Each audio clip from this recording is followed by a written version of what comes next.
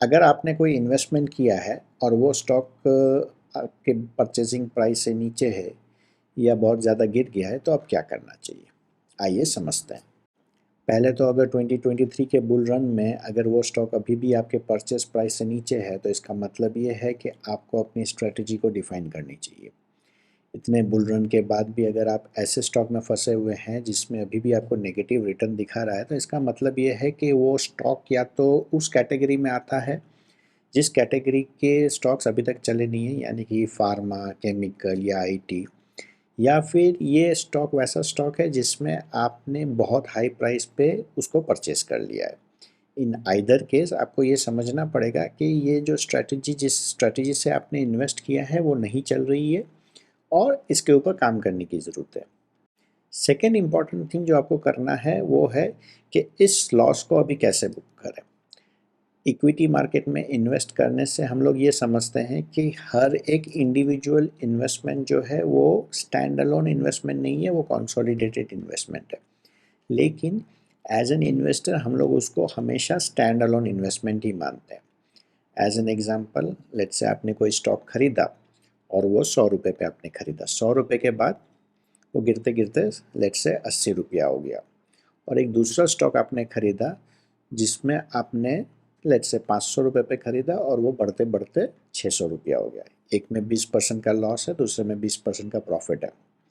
अब आप इन दोनों इन्वेस्टमेंट को हमेशा अलग अलग गिनेंगे। हालांकि दोनों में, एक में आपने 1 लाख रुपए लगाया था उसका 80,000 है, दूसरे में आपने 1 लाख रुपए लगाया था वो 1,20,000 है।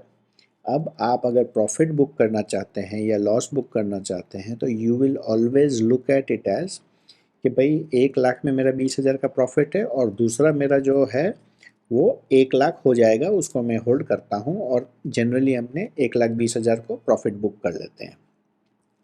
हालांकि होना ये चाहिए कि 1,20,000 और 80,000 दोनों को मिला के आप अपना कैपिटल प्रोटेक्टेड रखे हैं, एक में लॉस एक में प्रॉफिट, और दोनों आप निकाल सकते हैं।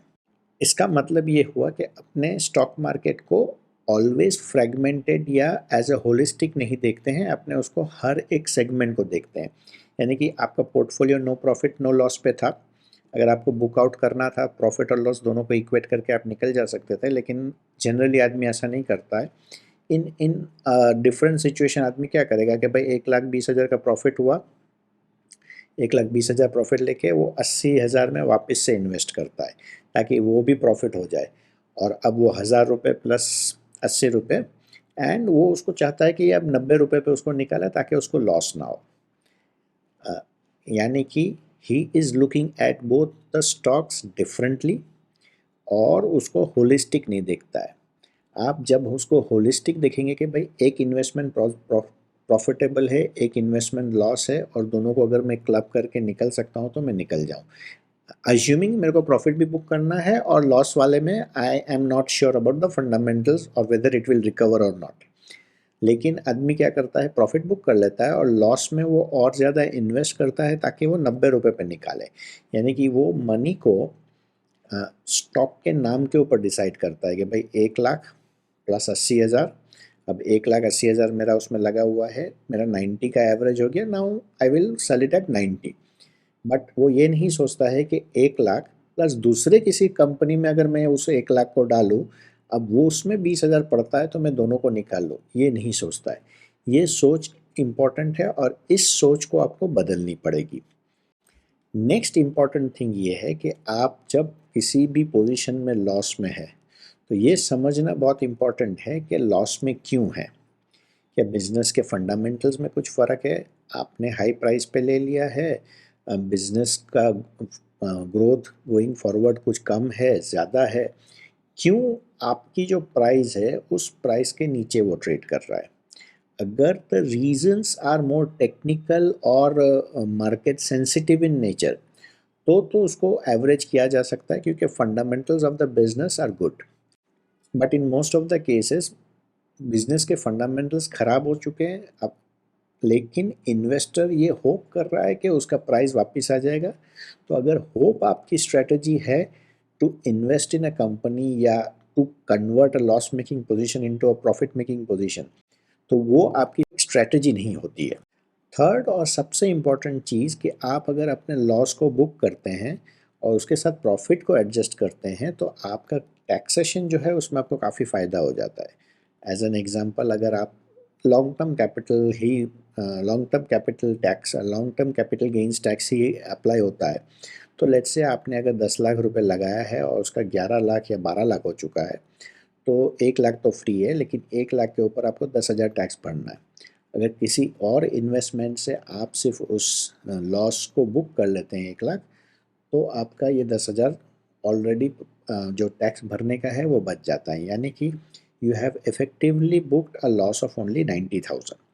तो ये आपको हेल्प करेगा बुक लॉस करने में।